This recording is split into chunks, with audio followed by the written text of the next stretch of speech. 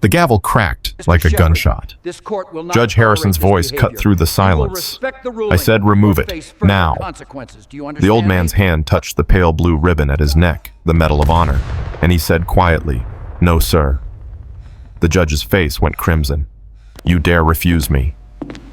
What happened in the next 11 minutes would end a judge's career, ignite a national firestorm, and remind America what honor truly costs. This is a true story. And it starts with one word, bauble. Before we go any further, smash that subscribe button right now. You need to hear how this ends. And drop a comment. Tell me what city you're watching from.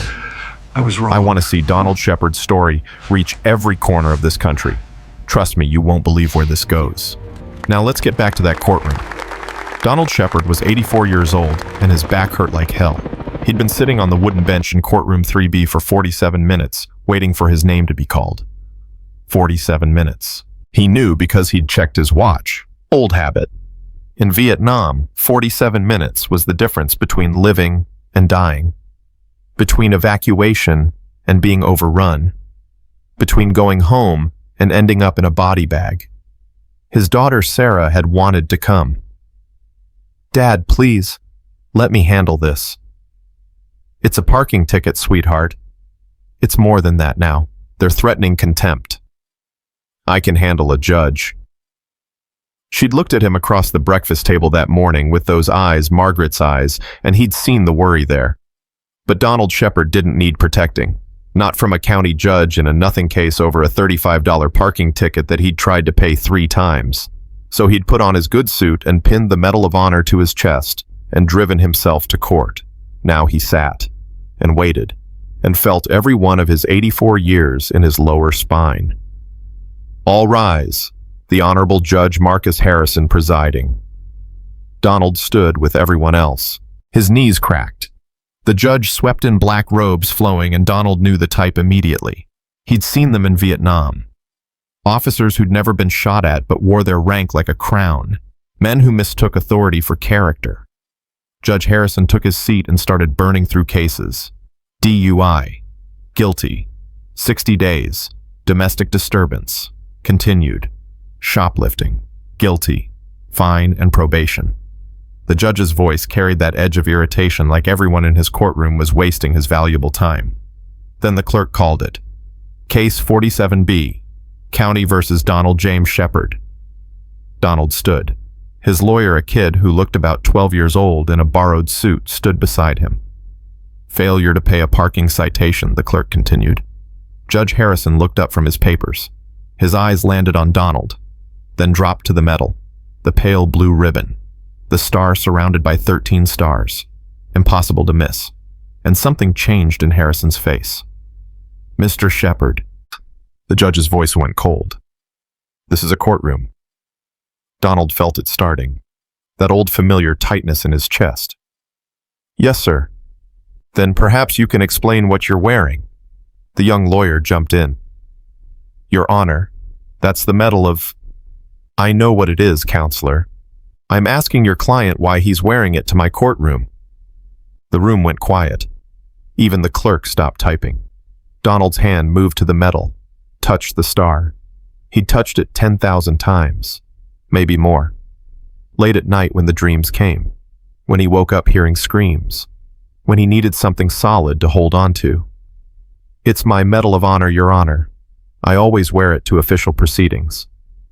This isn't a military proceeding, Mr. Shepard. It's a civil court, and frankly, it's inappropriate. It looks like you're trying to garner sympathy or special treatment. The lawyer was on her feet. Your Honor, with all respect, Mr. Shepard earned this medal in combat. He has every right. He has the right to dress appropriately in my courtroom. Harrison leaned forward. Mr. Shepard, remove it. And there it was. The moment Donald had spent 57 years hoping would never come. Someone demanding he remove the promise. Because that's what the medal was. Not a decoration, not an honor, a promise. Made in blood and smoke and screaming. Made to 12 men who'd trusted him. Made to the ones who died, and the ones who lived, and the ones who came home broken. I'd prefer not to, sir. The words came out steady, calm. the same voice he'd used to talk wounded boys through their panic while they waited for the choppers. Harrison's face flushed. "Excuse me. I'd prefer to keep it on your honor. It's not disrupting anything. I'll decide what disrupts my courtroom." The judge's voice bounced off the walls. "You will remove that bauble right now, or I will hold you in contempt. Do you understand, bauble?" The word hit Donald like a rifle shot. He was 24 again. Firebase Charlie, April 23, 1968. The NVA had come at dawn with everything they had, and the firebase was burning, and men were screaming, and Jimmy DeMarco was dead. God, Jimmy was so dead, and 12 wounded soldiers couldn't make it to the LZ in time. Someone had to stay. Someone had to buy them time. Donald had looked at those 12 faces and known. "I'm not leaving them," he'd said. "Sarge, that's suicide. Get to the choppers. That's an order." 47 minutes. That's how long he'd held the line. 47 minutes of hell. 2 bullets in him. Blood everywhere. But those 12 men got out. Every single one. And this judge, this man in his black robe who'd never missed a meal or heard a shot fired in anger, just called the symbol of that day a bauble. "Your Honor," Donald said, and his voice carried something that made people sit up straight. "This isn't a decoration. It's a promise I made to men who died in my arms. I wear it to remember them. With respect, I won't take it off." Silence. Absolute silence. Then Harrison exploded. "Mr. Shepard, you are now in contempt of court, bailiff." But here's what most people don't know about that moment. In the back row, a young Air Force airman named David Chen was watching this happen. He'd come to court for a speeding ticket, nothing major. But he was in uniform dress blues because he had a promotion ceremony at Fort Hamilton later that afternoon. And David Chen recognized that pale blue ribbon instantly. Every soldier did. The Medal of Honor, the highest award for valor, given to fewer than 70 living Americans. And this judge was trying to force the man to remove it. David's hand went to his phone. His fingers moved fast. Text message to his commanding officer. Judge forcing Medal of Honor recipient to remove medal in courtroom 3B County Courthouse. Threatening contempt. Need help now. The reply came back in 11 seconds. Name of recipient. David looked at the nameplate on the defense table. Donald James Shepard. 3 seconds later, don't move. General Thorne is coming. Back in the courtroom, things were escalating fast. The young lawyer was practically shouting. "Your Honor, please, this is completely unprecedented. Mr. Shepard is 84 years old. He's a decorated veteran. There's a legal basis for maintaining proper decorum in my courtroom." Harrison slammed his gavel. The crack echoed like thunder. Donald flinched. Just for a second. Just a split-second flinch at the sound. But Harrison saw it and smiled. Actually smiled. "Bailiff, take him into custody. I want him processed for contempt." The bailiff, a heavy-set man in his 50s named Rodriguez, moved toward Donald. But Rodriguez was moving slow. Real slow. Because Rodriguez had done 2 tours in Iraq. He knew what that ribbon meant. And he knew if he touched this old man, if he put cuffs on a Medal of Honor recipient, he'd never forgive himself. "Your Honor," Rodriguez said quietly, "maybe we could—" "Did I ask for your opinion, bailiff?" "Do your job." Rodriguez looked at Donald. Donald looked back. Neither man moved. "Your Honor." The lawyer was frantic now. "I'm formally requesting an immediate recess to consult with my client and—" "Request denied." "Then I'm requesting you recuse yourself from this case on grounds of—" "Also denied." "Your Honor, you can't just—" "Counselor, one more word and you'll be held in contempt as well." The lawyer's mouth snapped shut, but tears were running down her face. A woman in the gallery, an older woman with gray hair, stood up. "This is wrong," she said. Her voice shook. "This man is a hero." Harrison pointed his gavel at her. "Sit down, or I'll have you removed." "I won't sit down. My husband was in Vietnam. He told me about men like Mr. Shepard. You should be ashamed." "Bailiff, remove this woman." But Rodriguez still hadn't moved. He was standing between Donald and the bench, his hand on his belt, but his face was anguished. "Sir," Rodriguez said to Donald, his voice barely above a whisper, I'm sorry. Donald nodded. Just doing your job, son. It's all right. It's not all right, Rodriguez said. And that's when the courtroom doors opened. Not burst open, opened. Quiet and controlled. 2 military police officers walked in first. Their boots struck the floor in perfect rhythm. Then came a man in army dress blues, so decorated with ribbons and medals, it looked like he was wearing every campaign from the past 40 years. Major General Marcus Thorne. The entire courtroom turned. Airman Chen snapped to attention automatically. Muscle memory. The general walked down the center aisle. He didn't hurry. Command presence, real command presence, filled the room like a change in air pressure. "This is a closed proceeding," Harrison sputtered. "You can't just walk into General Thorne." Walked right past him. Didn't even look at him. He walked straight to Donald Shepard, stopped 3 feet away, and saluted. Sharp, crisp, perfect. "Sergeant Shepard," Thorne said, his voice carrying to every corner. "It is an honor to stand in your presence, sir." Donald's hand came up automatically, returned the salute. "At ease, Sergeant." Thorne dropped his salute and finally turned to face Judge Harrison. "Your Honor, my name is Major General Marcus Thorne. I command Fort Hamilton. I'm here because 10 minutes ago I received a text from one of my airmen." He gestured to Chen in the back, telling me something I couldn't believe. Telling me that a sitting judge in an American courtroom was attempting to force a Medal of Honor recipient to remove his medal. I came immediately because I thought there must be some mistake. But it appears there isn't. Harrison had gone pale. "General, this is a court of law. You have no—" "You're right. I have no authority here." Thorne's voice stayed calm, conversational, but everyone in the room could hear the steel underneath. "But I have a responsibility. You see, Your Honor, there are fewer than 70 living Medal of Honor recipients in this country. 70 men and women who have been recognized by Congress and the President for conspicuous gallantry and intrepidity at the risk of their lives above and beyond the call of duty." He took a step closer to the bench. "Do you know what Sergeant Shepard did to earn his Your Honor? That's not relevant. April 23, 1968, Firebase Charlie Tay Ninh Province." Thorne's voice cut through the interruption like a blade. "The North Vietnamese Army overran the fire base at dawn. During the retreat to the landing zone, 12 American soldiers wounded, unable to move quickly, were left behind. Sergeant Shepard, then 24 years old, made a choice." The courtroom was silent except for Thorne's voice. He voluntarily stayed behind, alone, with an M60 machine gun, and he held off an enemy force estimated at company strength over 100 men for 47 minutes. He was shot twice, once in the leg, once in the shoulder. He killed or wounded an estimated 40 enemy combatants. He did not retreat. He did not surrender. He stayed until every single one of those 12 wounded men was evacuated to safety. Thorne's eyes locked onto Harrison. 12 men went home to their families because of what Sergeant Shepard did that day, Your Honor. 12 mothers got their sons back. 12 wives got their husbands back. Because this man, this 84-year-old veteran standing in your courtroom, decided that some things are worth dying for. A sound came from the gallery. The older woman was crying. So was the clerk. So was the young lawyer.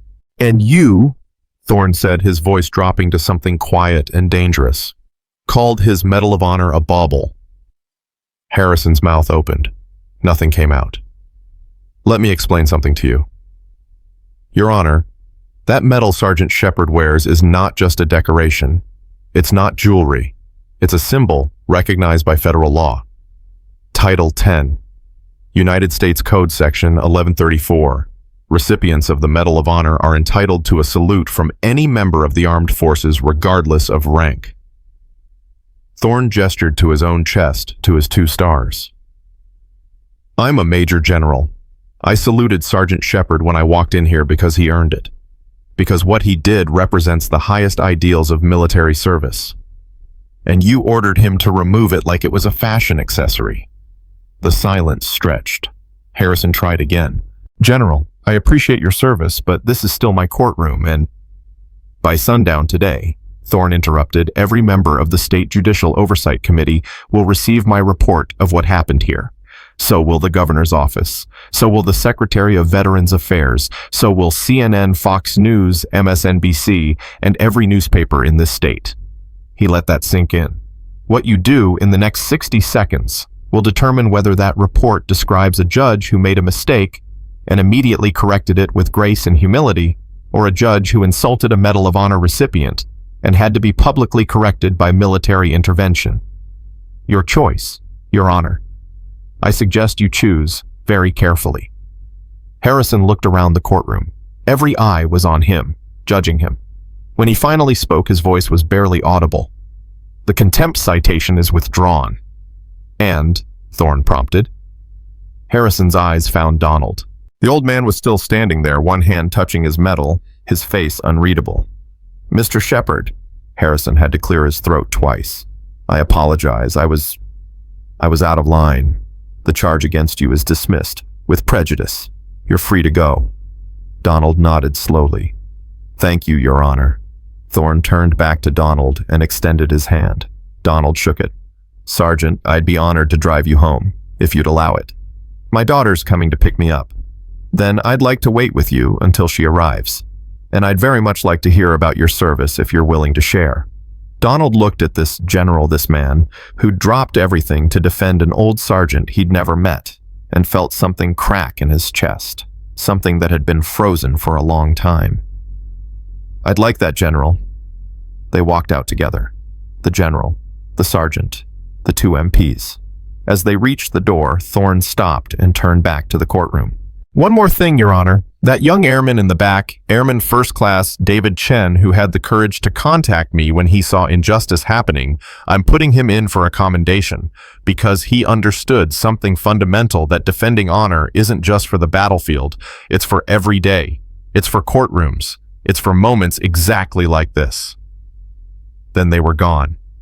The courtroom stayed frozen. Judge Harrison sat on his bench, staring at nothing. The bailiff Rodriguez had tears streaming down his face. The clerk's hands were shaking so hard she couldn't type. And David Chen, Airman First Class, sat in the back row, thinking about the text he'd sent. 11 seconds. That's all it had taken. 11 seconds to do the right thing. Outside in the September sunshine, Donald Shepard walked beside General Thorne. The Medal of Honor hung around his neck. The weight of it, the weight of memory of names carved into his soul, of promises made in blood, felt the same as always. But something was different now. For 57 years, Donald had carried those memories alone. For 57 years, he'd worn the medal and wondered if anyone remembered, if anyone understood what it meant. Today, someone had remembered. Today, someone had understood. Today, honor had been defended by a general who got it, who knew that some promises can never be removed no matter who demands it. Donald's hand touched the medal one more time. Jimmy DeMarco, Thomas Bear Wellington, Bobby Chen, Carlos Rodriguez, all the names, all the faces. I kept the promise, Donald whispered. I kept it. General Thorne, walking beside him, heard it, but said nothing. Some moments don't need words. Inside the courthouse, Judge Marcus Harrison sat alone in his courtroom. His phone was already ringing. The first call was from the State Judicial Oversight Committee. By the end of the day, there would be 53 more. By the end of the week, his career would be over. But right now, in this moment, Harrison sat with the weight of his mistake crushing down on him like a physical thing. He'd called a Medal of Honor recipient's most sacred possession a bauble. He'd ordered a war hero to remove the symbol of 12 lives saved. He'd confused power with righteousness. And he'd done it all in front of witnesses, in front of a general, in front of an airman with a phone and the courage to use it. The gavel sat on his bench. Harrison reached for it, then stopped. The gavel, the symbol of his authority, suddenly felt meaningless, because he'd learned something today. Some authority comes from a robe and a title.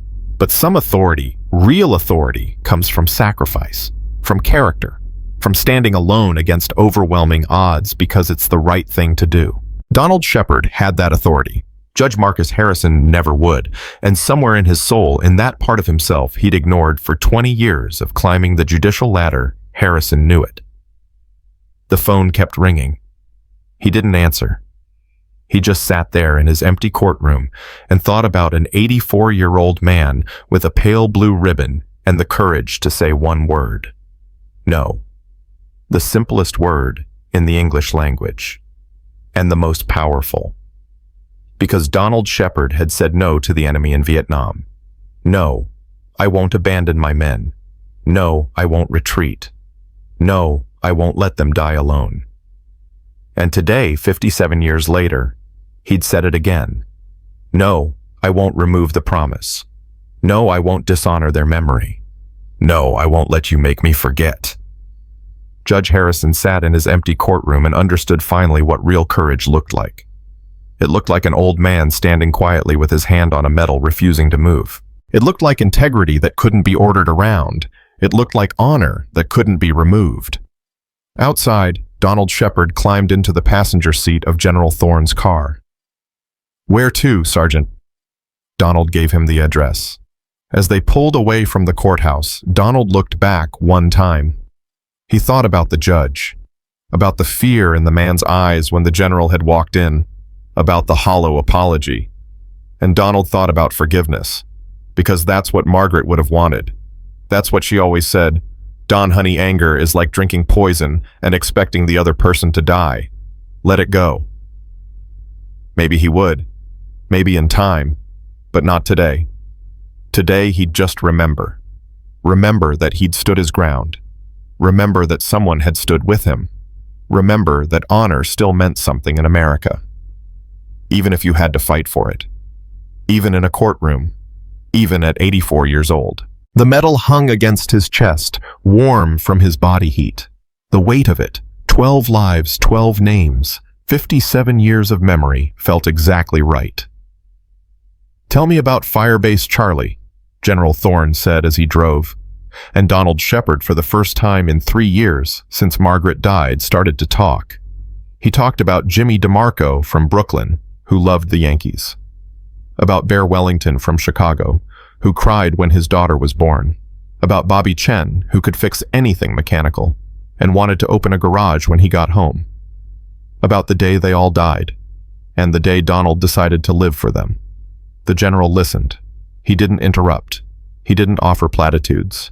He just listened. And for Donald, that was enough. That was everything. Because being heard, truly heard by someone who understood, that was its own kind of honor. The car rolled through the afternoon sunshine. The Medal of Honor caught the light and gleamed. And Donald Shepard, 84 years old and tired in his bones, felt something he hadn't felt in a long time. Peace. Not because the fight was over, but because he'd won. Not in a courtroom. In his soul. He'd kept the promise. He'd honored the dead.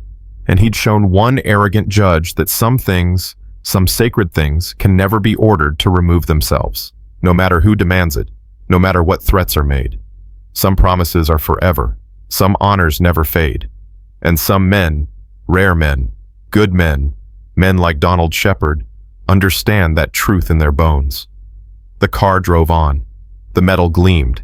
And somewhere Donald believed Jimmy and Bear and Bobby and all the others were smiling. "We remembered them, boys," Donald whispered. "We remembered." The general glanced over but said nothing. Some prayers aren't meant to be interrupted. They drove in silence. 2 soldiers, 2 generations. United by one truth. Honor isn't something you wear. It's something you are. And no judge, no court, no authority on earth can ever take that away. Not with threats, not with contempt citations, not with all the gavels in the world, because honor lives in the soul, and the soul, the human soul at its finest, bows to no one, except the men who died so it could remain free. The car had barely pulled away from the courthouse when Donald's phone rang. Sarah. He looked at the screen, hesitated, then answered. "Dad? Dad, are you okay? I just got a call from the court saying, 'I'm fine, sweetheart.'" "Fine, Dad. They said you were held in contempt. They said the judge tried to arrest you." General Thorne glanced over concern in his eyes. Donald waved him off. "It's handled, Sarah. I'm with General Thorne from Fort Hamilton. He's giving me a ride home." Silence on the other end. Then, "A general, Dad, what happened?" "I'll explain when I get home. I'm okay. I promise." You're sure? I'm sure. Stitch, but his hand was shaking when he hung up. The adrenaline was wearing off now, leaving behind the crash. His chest felt tight, his breathing shallow. You all right, Sergeant? Thorne's voice was gentle. It's a lot. Take your time. We're in no hurry. Donald closed his eyes and tried to breathe. Tried to ignore the way his heart was hammering. Tried to forget the look on Judge Harrison's face when he'd called the medal a bauble. That word. That one damn word. It had ripped something open inside him. Something he'd kept locked away for 57 years. Can you pull over? Donald's voice came out rough. Thorne immediately signaled and pulled into a parking lot. Some strip mall, a Starbucks, a dry cleaner. Normal American life happening all around them. Donald opened the door and got out. His legs were unsteady. The general was beside him in seconds. Sergeant, I'm okay, I just need a minute. But he wasn't okay. His hands were shaking. His vision was blurring. And suddenly he was back there, back in Firebase Charlie. The smell of cordite and blood. The screaming. Jimmy's face as the RPG hit him. Bear crying for his mama. The weight of the M60. The sound of incoming fire. The choice. Stay or go. Live or die. Save them or save yourself. Sergeant Shepard, Thorne's hand was on his shoulder. Firm. Grounding. Donald, look at me. Donald forced his eyes to focus. The general's face swam into view. You're not there. You're here. You're safe. I know. I just... Breathe with me. In through your nose. Hold it. Out through your mouth. They breathed together. Two soldiers in a strip mall parking lot. 184, 153, both knowing exactly what was happening. PTSD didn't have an expiration date. After 2 minutes, Donald's hands stopped shaking. I'm sorry. Don't apologize. Never apologize for that. Thorne's voice was steel. What happened in that courtroom was wrong. It triggered something. That's normal. Hasn't happened in years. When did it used to happen? Donald laughed bitterly. Every day for about 20 years after I came home. Margaret, my wife, she learned to recognize it. She'd just hold my hand and breathe with me, just like you did. She sounds like a good woman. The best. Lost her 3 years ago. I'm sorry. They stood there in the parking lot. The September sun was warm. Traffic hummed past on the main road. Somewhere a dog was barking. Normal life. The life Donald had bought with 47 minutes of hell. Tell me about Judge Harrison, Thorne said suddenly. Donald looked at him. What about him? What do you think happens to him now? I don't know. I don't really care. You should care. Thorne's voice was serious. Because by tomorrow morning his life is going to be destroyed. Every news outlet in the country will have this story. Social media will crucify him. His career is over. His reputation is gone. He'll probably receive death threats. His family will be harassed. Donald felt something uncomfortable twist in his gut. I didn't want that. I know, but it's coming anyway. Thorne paused. Do you want to stop it? Can I? Maybe, if you make a statement, if you show mercy. Donald thought about that. About Harrison's face, when he'd called the medal a bauble. About the contempt. The arrogance. The casual dismissal of something sacred. But he also thought about Margaret. About what she'd say. Let's get coffee, Donald said. I need to think. They went into the Starbucks.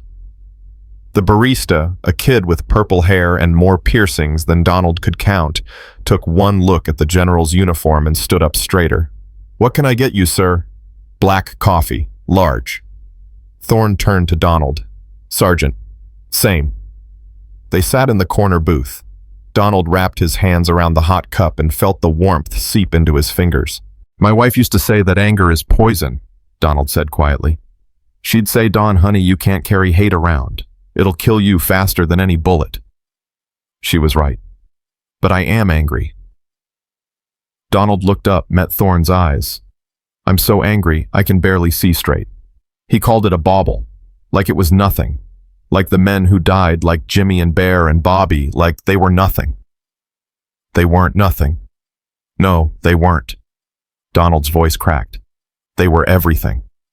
They were boys who should have grown old, who should have had families and careers and grandkids. They died at 19, 20, 22 years old. And I lived. I got to come home. I got to marry Margaret and have Sarah and meet my grandkids. And the only reason I can live with that is because I made a promise. I promised I'd remember them. I promised I'd honor them.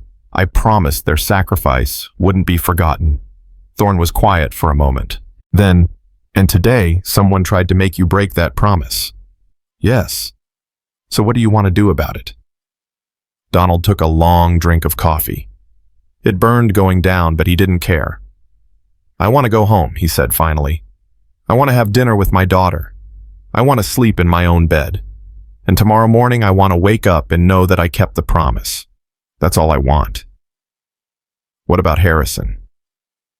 Let him face whatever's coming. I'm not going to save him. But I'm not going to destroy him either. I'll make a statement if it helps. I'll tell people what happened and let them decide. Thorne nodded. That's fair. Is it? Donald laughed without humor. I don't know what's fair anymore, General. I spent 57 years trying to be fair, trying to be good, trying to honor the dead without letting the anger consume me. And today, some judge in a black robe called my promise a bauble and threatened to throw me in jail for keeping it. So, you tell me what's fair. Before Thorne could answer, his phone rang. He looked at the screen and his face went tight. I have to take this. He stepped away from the table. Donald watched him through the window, watched his expression change from neutral to angry to something else, something harder. When Thorne came back, he sat down heavily. That was my adjutant. The story's already breaking. Someone in the courtroom recorded video. It's on Twitter. Hashtag is trending. Medal of Honor. News crews are heading to the courthouse and to your house. Donald felt his stomach drop. My house. Your address is public record. They'll find it. Sarah. My grandkids visit on Thursdays. They'll be there. Thorne was already standing. Let's go. Now. They ran to the car. Well, Thorne ran. Donald moved as fast as his 84-year-old legs would carry him. His back screamed in protest, but he didn't care. Sarah. The kids. He had to get there first. Thorne drove fast, but not reckless. The kind of controlled speed that came from military training. Donald called Sarah. Dad, are you on your way? Sarah, listen to me. Don't answer the door. Don't answer the phone unless it's me. News people might show up. News people. Dad, what's going on? Just trust me. I'll explain when I get there. 10 minutes. Dad, you're scaring me. 10 minutes, sweetheart. I promise. He hung up and looked at Thorne. How bad is this going to get? Bad. The general's voice was grim. Medal of Honor stories always go viral. Add in a judge being a jackass. This'll be everywhere by tonight. CNN, Fox, MSNBC. Every morning show tomorrow. You're about to become famous, Sergeant. I don't want to be famous. I know, but you don't have a choice now. They pulled onto Donald Street and his heart sank. 2 news vans were already parked outside his house. A reporter was knocking on the door. A cameraman was filming the front yard. Son of a bitch, Donald whispered. Thorne pulled into the driveway and got out first. His command presence snapped into place like armor. This is private property. You need to leave. The reporter, a young woman with perfect hair and 2 white teeth, turned to him. Her eyes lit up when she saw his uniform. General, can you confirm that you were present in the courtroom when Judge Harrison ordered a Medal of Honor recipient to remove his medal? No comment. Leave this property. Sir, the American people have a right to know. The American people have a right to privacy on their own property. You're trespassing. Leave now or I'll call the police. The reporter looked like she wanted to argue, but something in Thorne's face stopped her. She gestured to her cameraman and they retreated to the news van. But they didn't leave. Donald got out of the car and hurried to his front door. Sarah opened it before he could knock. She looked terrified. "Dad, what's happening?" "Inside. Quick." They got inside and Donald locked the door behind them. Sarah's kids, Emma, age 7, and Jack, age 5, were on the couch looking confused and scared. "Grandpa?" Emma jumped up and ran to him. He caught her and held her tight. "Hey, sweetheart. It's okay." "Why are there cameras outside?" Jack's voice was small. "Just some news people. Nothing to worry about." But it was something to worry about, because through the front window, Donald could see a third news van pulling up, and people were stopping on the sidewalk, taking pictures with their phones. Sarah pulled him aside. "Dad, tell me what happened. Right now." So he told her. Everything. The judge, the medal, the contempt charge, General Thorne's intervention. By the end, Sarah was crying. "He called it a bauble. He called your Medal of Honor a bauble. Sarah, that bastard, that arrogant bastard." She turned to Thorne. "Thank you, General. Thank you for standing up for my father." "It was my honor, ma'am." Emma tugged on Donald's hand. "Grandpa, why is your medal special?" Donald knelt down so he was eye level with his granddaughter. "How did you explain this to a 7-year-old? A long time ago, before your mommy was born, I was a soldier, and one day some of my friends needed help. They were hurt and couldn't get away from the bad guys, so I stayed with them and protected them until help came. Were you scared?" "Very scared. But you stayed anyway." "I stayed anyway." Emma thought about this. Then she hugged him. "You're brave, Grandpa." And Donald Shepard, who'd held the line against overwhelming odds, who'd taken 2 bullets and kept fighting, who'd earned the nation's highest honor for valor, started crying. Because his granddaughter understood in one sentence what Judge Harrison couldn't understand in a lifetime. Some things are worth dying for. Some promises have to be kept. Brave isn't the absence of fear. It's staying anyway. Thorne's phone rang again. He stepped into the kitchen to take it. When he came back, his face was serious. "That was the base commander. The Secretary of Defense wants to talk to you, Sergeant." Donald looked up. "What?" "The Secretary of Defense. The story's reached Washington. They want to make sure you're okay. And they want to know if you need anything." "I don't need anything." "With respect, Sergeant, I think you do. This story isn't going away. You need a lawyer. You need someone to handle media requests. You need protection from this circus outside your house." Donald looked at Sarah, at his grandkids, at the news vans visible through the window. "What have I done?" he whispered. "You stood up for what was right," Thorne said. "That's what you did." But right now, sitting in his living room with his family looking scared and reporters outside and the whole world suddenly watching, Donald wasn't sure right felt like enough. His phone rang. Unknown number. He let it go to voicemail. It rang again immediately. Different number. Then Sarah's phone rang. Then the house phone. "Oh God," Sarah said. "How did they get our numbers?" "Public records," Thorne said grimly. "Sergeant, you need to make a decision. You can hide from this, and I don't blame you if you do, or you can face it head on. Give one statement. One interview. Tell your story on your terms. Then the media circus dies down.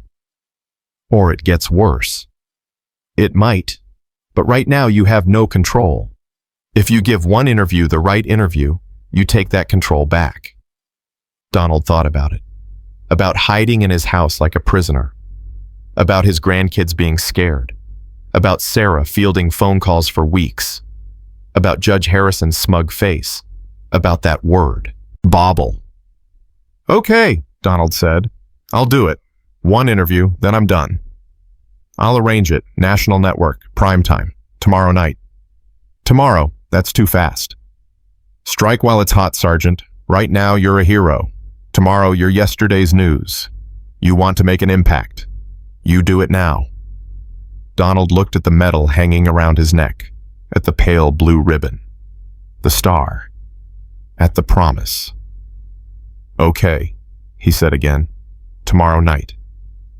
What he didn't know, what he couldn't know, was that his decision to speak out would trigger a chain of events that would shake the American judicial system to its core. That by tomorrow night, Judge Marcus Harrison would be facing calls for impeachment. That within 72 hours, 3 more judges would be accused of similar conduct toward veterans. That within a week, Congress would propose new legislation, the Shepard Act, protecting Medal of Honor recipients from courtroom discrimination. That within a month, Donald Shepard's story would reach the White House.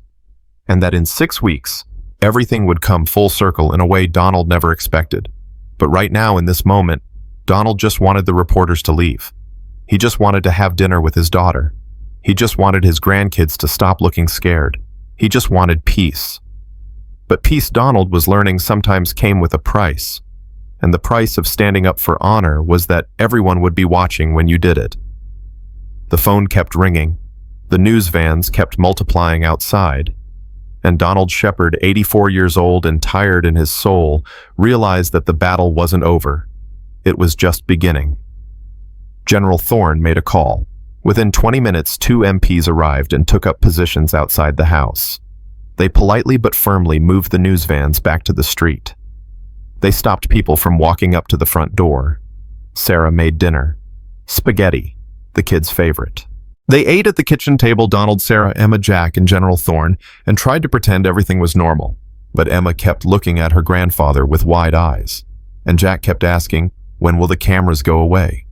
And Sarah kept checking her phone, reading the comments flooding social media. "Dad," she said finally, her voice shaking, "you need to see this." She turned her phone around. Twitter was exploding.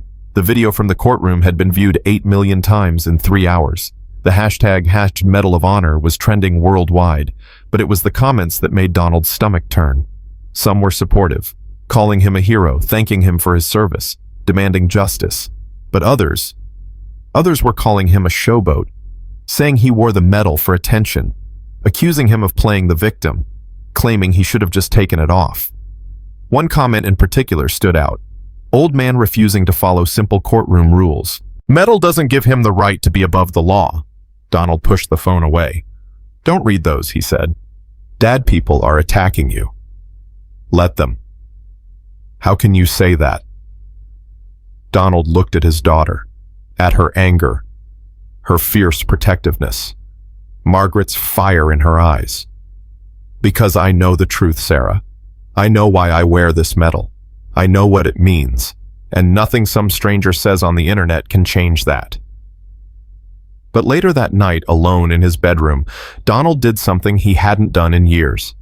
He opened his closet and pulled out a box from the top shelf. Inside were his Vietnam mementos, letters from soldiers he'd served with, photographs, his old dog tags, and at the bottom, wrapped in tissue paper, a stack of letters he'd written, but never sent. Letters to Jimmy DeMarco's mother, to Bear Wellington's daughter, to Bobby Chen's widow. Letters he'd written in the years after the war, trying to explain what happened, trying to apologize for surviving when they didn't, trying to make sense of the guilt that ate at him every day. He'd never sent them, because what could he say? "Your son died and I didn't. Your husband was a hero and I just did my job. Your father saved my life by dying first." There were no words. There never had been. Donald sat on the edge of his bed holding those letters and wept. Not because of the judge, not because of the media circus, but because for 57 years he'd carried this weight alone. For 57 years, he'd wondered if he'd done enough, if he'd honored them properly, if his promise had meant anything. And today, a judge had looked at the symbol of that promise and called it worthless. Called them worthless. That's what it felt like. Like Harrison had looked at Jimmy and Bear and Bobby and all the others and said, "They don't matter. Their sacrifice doesn't matter. You don't matter." A knock on the door, Sarah's voice. "Dad, can I come in?" He quickly wiped his eyes. "Yeah."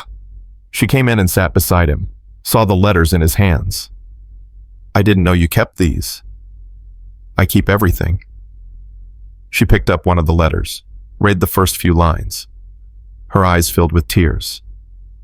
"Dad, you have to stop blaming yourself. You saved those men. You're a hero." "I'm not a hero, Sarah. I'm just the one who lived. That's not true. It is true. His voice was raw. Every day I wake up and I think, why me? Why did I get to come home? Why did I get to meet your mother? Why did I get to hold you when you were born? Why do I get to see my grandkids grow up and they don't? They never will. Because I'm alive and they're dead. Sarah grabbed his hands, held them tight. Dad, listen to me. You're alive because you made a choice. You stayed. You fought. You held the line.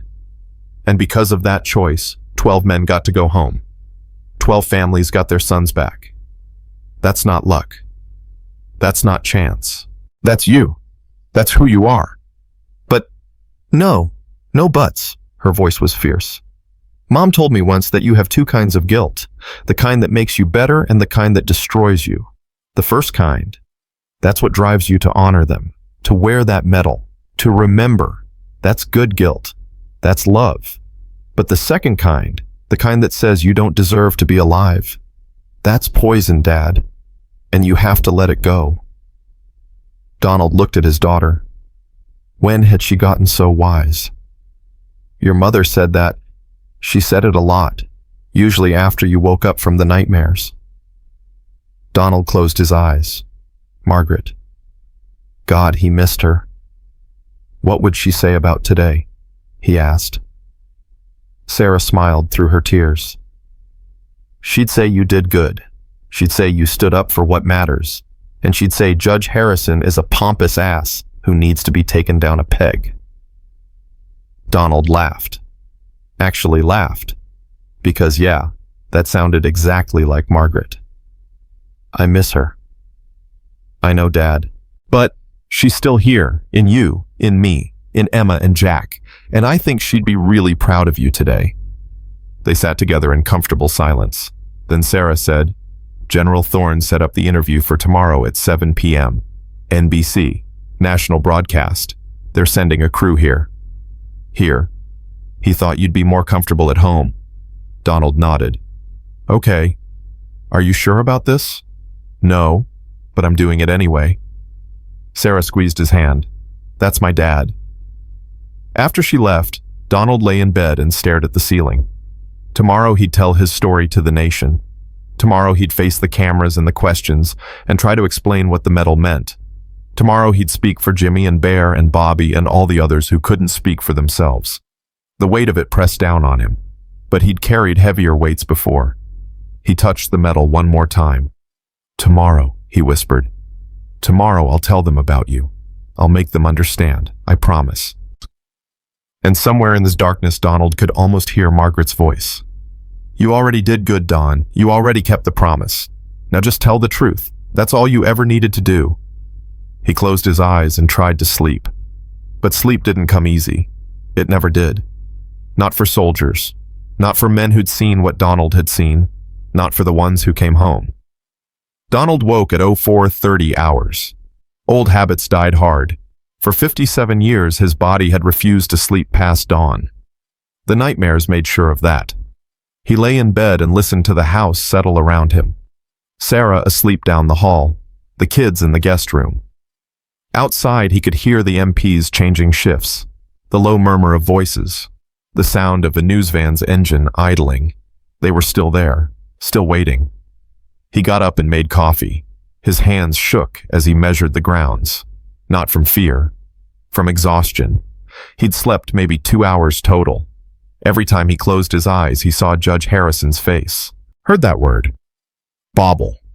The coffee helped. He sat at the kitchen table and watched the sun come up through the window. Another day, another chance to keep the promise. His phone buzzed. Text from General Thorne. Interview at 1900 hours. Producer will arrive at 1700 to set up. I'll be there at 1630. You need anything? Donald typed back. No, thank you. Another buzz. This time an unknown number. Mr. Shepard, this is Rita Chen. Bobby Chen was my husband. I saw the news. Thank you for never forgetting him. Thank you for wearing the medal. He would be so proud. Donald stared at the message for a full minute. Bobby Chen's widow. After all these years. His fingers trembled as he typed Rita. I think of Bobby every day. He saved my life more times than I can count. I'm the one who should be thanking you." The response came fast. "Can I call you?" "Yes." The phone rang 30 seconds later. "Mr. Shepard." The voice was older now, but he recognized it. He'd heard it once before at Bobby's funeral in 1969. Rita had been 23 years old, 8 months pregnant, destroyed by grief. "Mrs. Chen, Rita, it's good to hear your voice." "I can't believe I'm talking to you. After all these years," she was crying. "I saw the video. That judge, what he said. And I had to call. I had to tell you that what you did yesterday." Standing up to him, Bobby would have loved that. He always said you were the bravest man he knew. Donald's throat went tight. Bobby was the brave one. "You both were." She paused. "Did you know our daughter joined the army?" "Your daughter?" "Lisa. She's a major now. 38 years old. She never met her father, but she knows all about him. Because of you. Because you kept his memory alive." Donald couldn't speak. "Mr. Shepard, I'm going to be watching tonight, and I want you to know something. When you talk about that medal, you're not just talking about Bobby. You're talking for all of us. All the families who lost someone. All the wives and mothers and children who need to know their sacrifice mattered. You understand? I understand." "Good. Then you tell that story, you tell the truth, and you make sure everyone knows that medal isn't a bauble. It's our hearts. It's our loss. It's everything we gave up so other people could be free." After they hung up, Donald sat with his head in his hands and tried not to fall apart. This was bigger than him now. Bigger than one old man and one arrogant judge. This was about every veteran who'd ever been dismissed. Every family who'd ever lost someone. Every promise made and kept in the dark. Sarah found him there an hour later. "Dad, you okay?" He looked up. "Bobby Chen's widow called me." "What?" "She's going to watch tonight. Her daughter's in the army, a major." Sarah sat down across from him. "Dad, how many families have you stayed in touch with? How many letters have you written over the years?" "All of them. Every single one." His voice was quiet. "I sent letters to every family, every Christmas, every anniversary of the date their son or husband died. 47 letters a year for 57 years. Sarah's eyes went wide. "That's 2,679 letters. He'd done the math once. "I kept copies of all of them, in a box in the garage." "My God, Dad."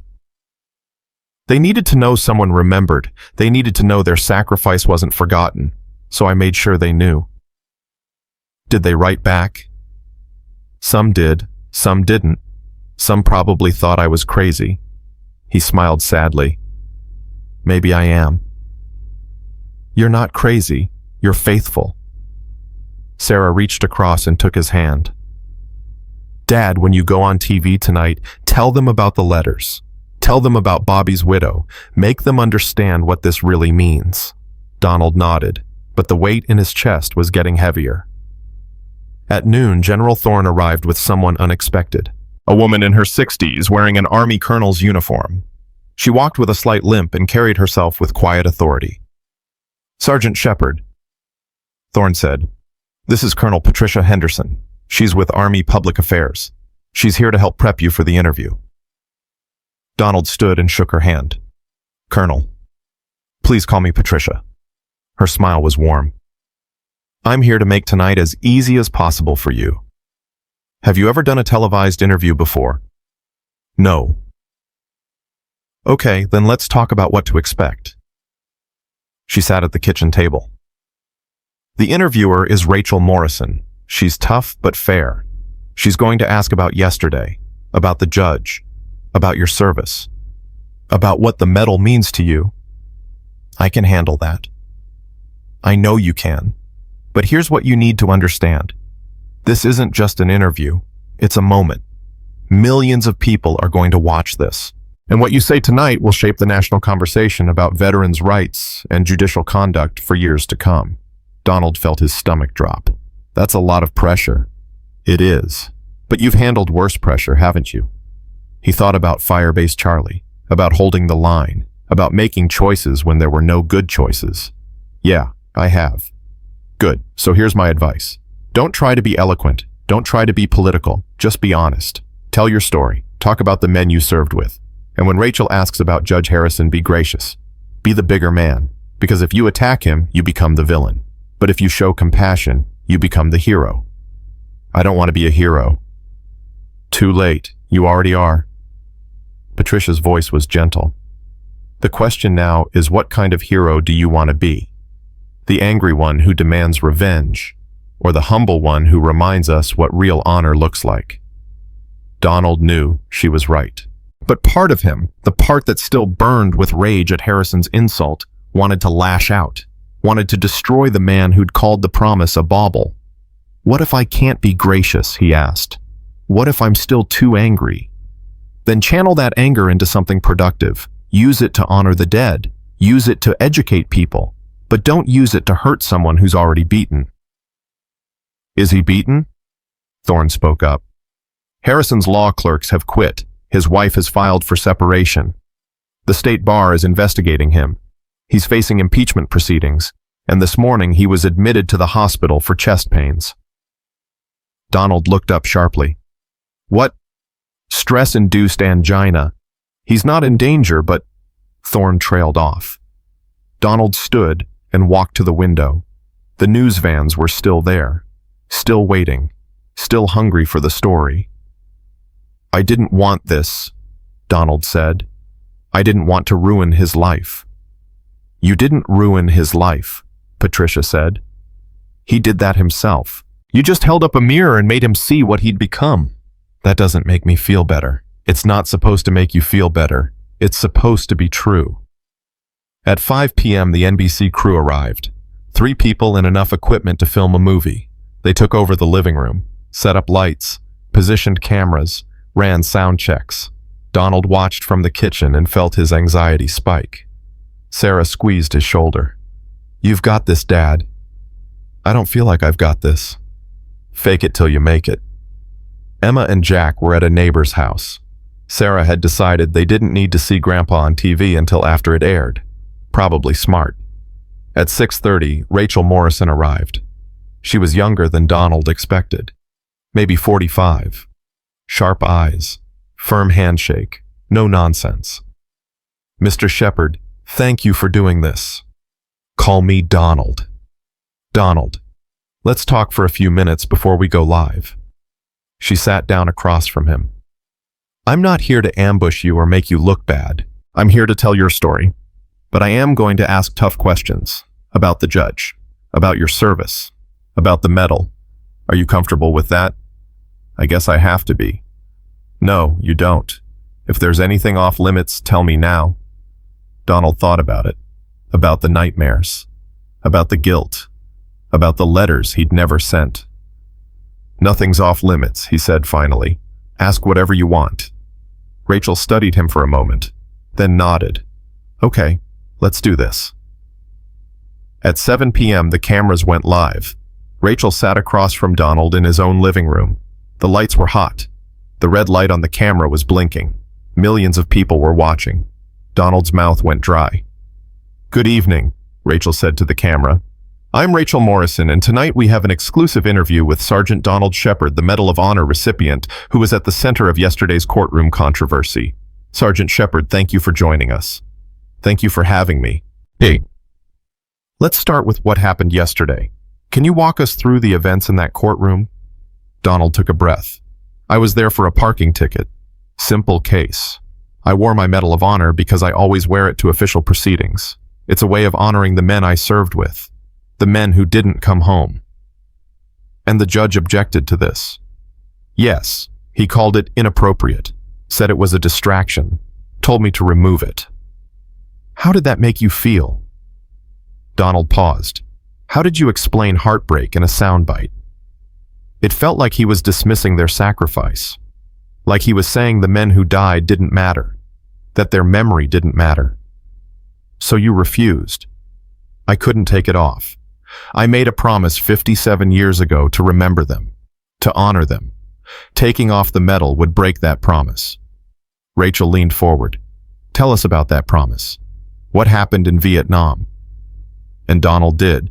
He told them about Firebase Charlie, about the NVA attack, about the 12 wounded men who couldn't make it to the extraction zone.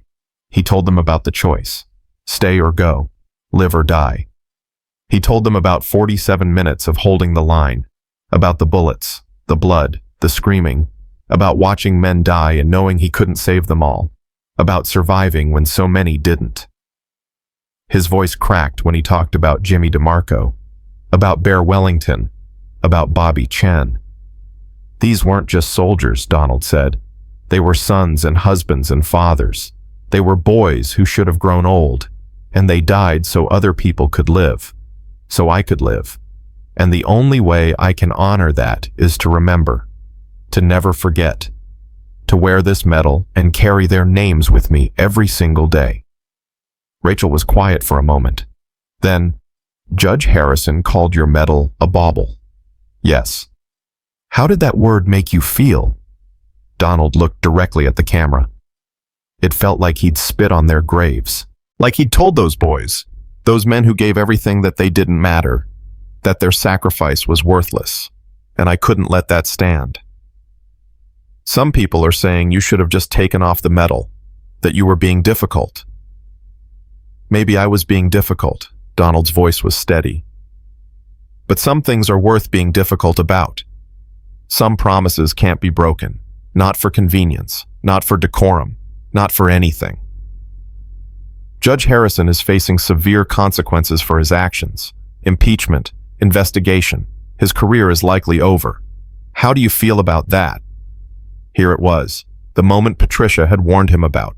Donald could destroy Harrison right here, could fan the flames, could call for blood, or he could be the bigger man. He thought about Margaret, about what she'd say.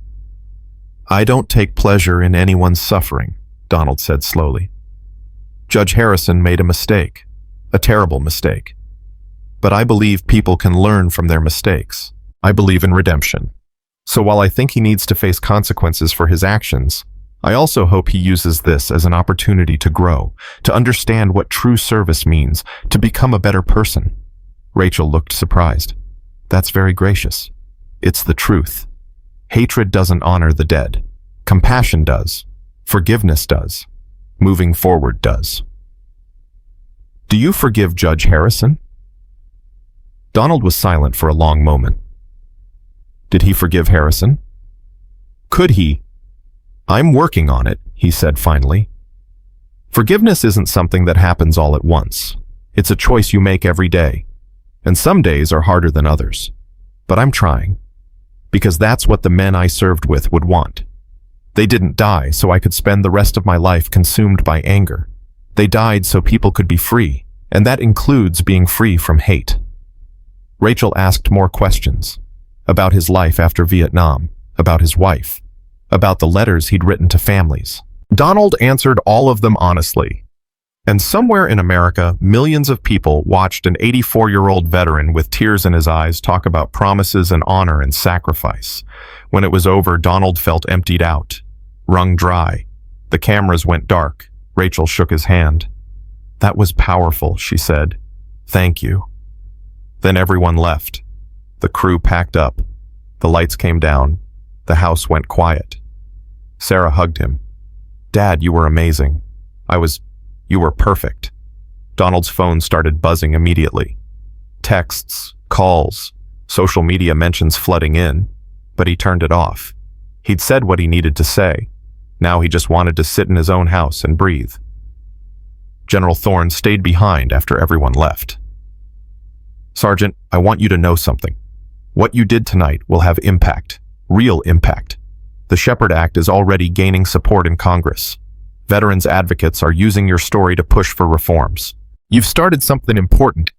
I just told the truth. That's all you ever needed to do. Thorne stood. Get some rest. Tomorrow's going to be busy. After he left, Donald sat alone in his living room. The medal hung around his neck, heavy, familiar. He touched it and thought about Jimmy and Bear and Bobby and all the others. I did it, he whispered. I told them about you. I kept the promise.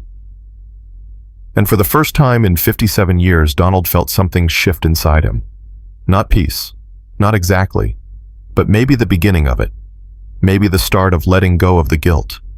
Maybe the first step toward forgiving himself for surviving. He went to bed, and surprisingly, he slept. No nightmares, no screaming, just darkness and rest. But at 3 a.m. his phone rang. Donald fumbled for it in the dark. Hello, Mr. Shepard? A woman's voice, unfamiliar. This is Karen Harrison, Judge Harrison's wife. Donald sat up immediately. Mrs. Harrison, I need to talk to you about Marcus, about what happened. Her voice was shaking. Please, can I come see you tomorrow morning? Donald's mind raced. Why would Harrison's wife want to see him? Mrs. Harrison, I don't think... Please, you said on TV that you believe in redemption. I'm asking you to give my husband a chance at it. Please.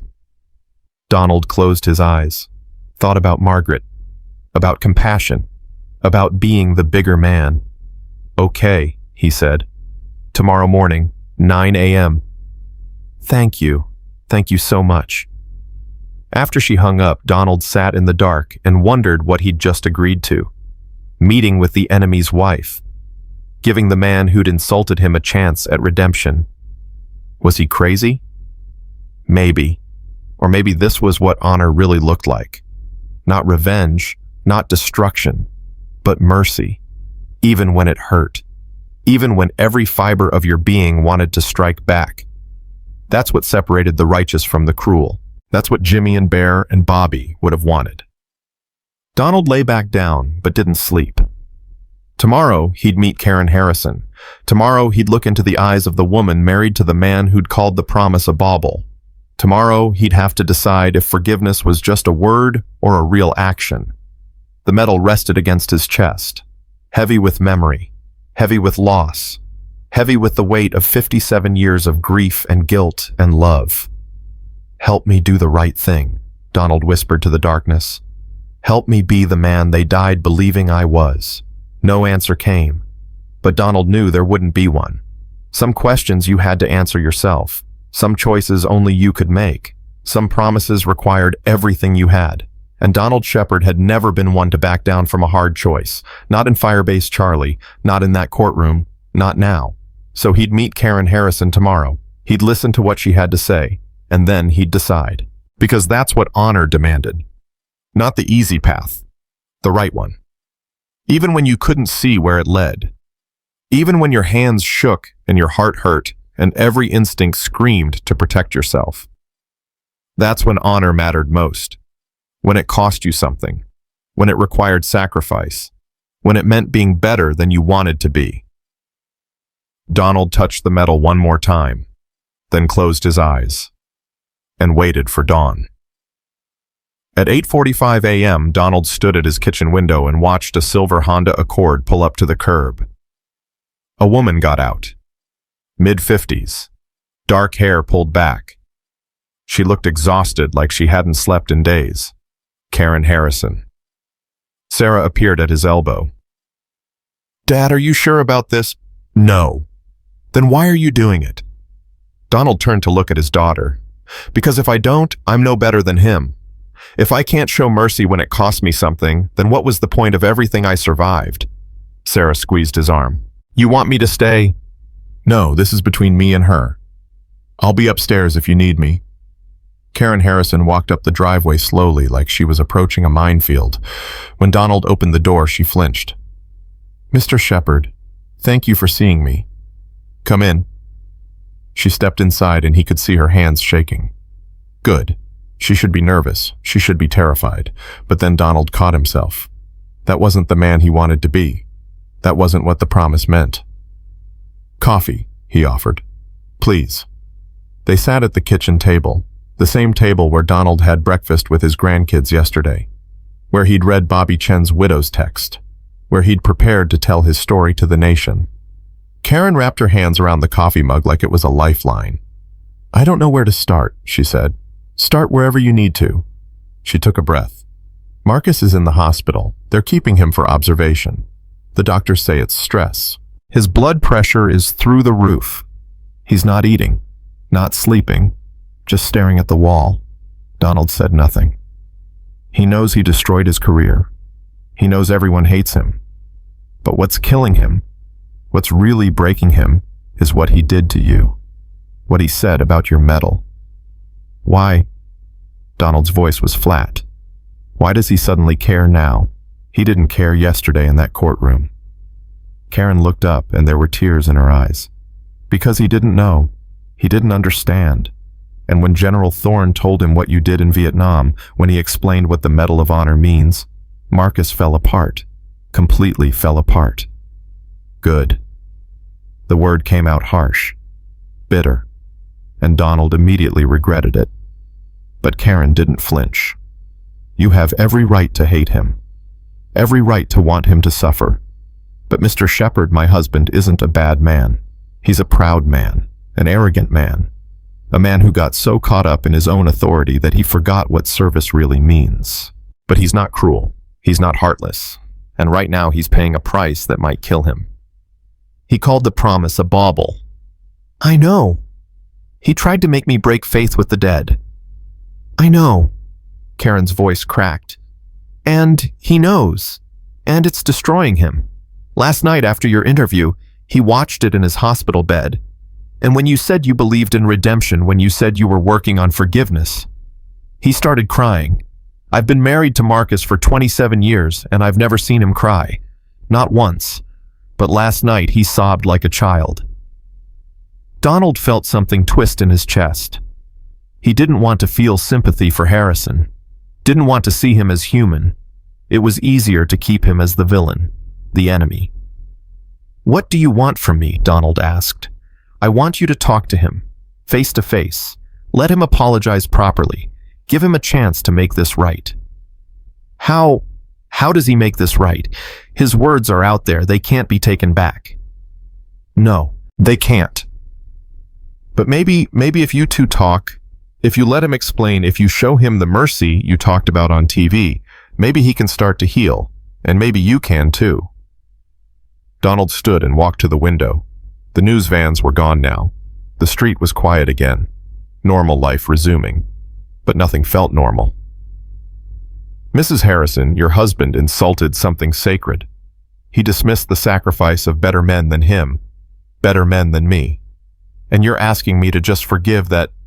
No. Karen's voice was strong now. I'm asking you to be the bigger man, to show him what real honor looks like. Because right now Marcus is broken. And broken people either heal or they shatter completely. If you refuse to see him, if you turn your back, he'll shatter. But if you show him grace, if you give him a path forward, maybe he becomes someone better. Someone who understands what he didn't understand before. Donald thought about Firebase Charlie, about the choice to stay, about holding the line not because it was easy, but because it was right, about being the kind of man Jimmy and Bear and Bobby had believed he was. When? He asked without turning around. Today. This afternoon. He's being discharged at noon. Where? The hospital has a private meeting room. Second floor. I can arrange it. Donald closed his eyes. Every instinct screamed to say no, to protect himself, to let Harrison rot in his guilt. But Margaret's voice echoed in his head. Don, honey, be the man they died believing you were. 2 p.m., Donald said. I'll be there. Karen stood so fast her chair scraped the floor. Thank you. Thank you so much. Don't thank me yet. I'm not promising forgiveness. I'm promising to listen. That's all. That's more than he deserves. Yeah, Donald said quietly. It is. After Karen left, Sarah came downstairs. You're really going to see him? I have to. No, you don't, Dad. You don't owe him anything. I don't owe him. I owe them. Donald touched the medal. I owe it to Jimmy and Bear and Bobby and all the others to be better than my anger. To show that honor isn't just about fighting. It's about mercy, too. What if he makes it worse? What if he hurts you again? Then he hurts me again. But at least I'll know I tried. At 1:45 p.m., General Thorne arrived to drive Donald to the hospital. "You don't have to do this, Sergeant." "Everyone keeps saying that. But I do. I do have to do this." They drove in silence. Donald watched the city pass by. Normal people living normal lives. Going to work. Running errands. Not carrying the weight of 57 years of guilt and memory. The hospital was a modern building. All glass and steel. Thorne parked and they walked in together. Karen Harrison was waiting in the lobby. She looked even more exhausted than this morning. "He's upstairs. Room 247. I'll take you." In the elevator, Donald's heart hammered. His hands were sweating. He felt like he was 24 again, waiting for the NVA to come over the wire. Karen led them down a quiet hallway to a conference room.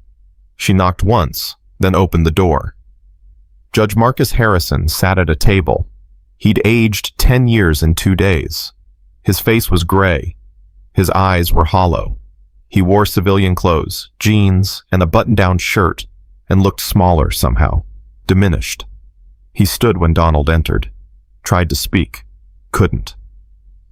"I'll be outside," Karen said softly, then closed the door. General Thorne positioned himself by the door, silent, watchful. Donald and Harrison stood on opposite sides of the table. The air between them felt electric, dangerous. "Mr. Shepard," Harrison finally managed.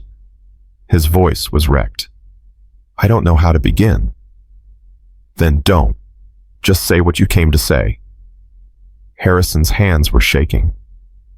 "I was wrong. Completely inexcusably wrong. What I said about your medal, what I called it, how I treated you. There's no justification, no excuse. I was arrogant and ignorant and cruel." Donald said nothing. "I didn't understand," Harrison continued. "I didn't know what the Medal of Honor meant. I didn't know what you did to earn it. And even if I had known, I was so caught up in my own authority and my own ego that I would have probably done the same thing. Because I thought being a judge made me important, made me powerful, made me better than everyone in my courtroom." He sat down heavily. "I was wrong about everything." "Yes," Donald said, "you were. I watched your interview last night. I listened to you talk about the men you served with, about the promise you made, about carrying their memory every day. And I realized..." His voice broke.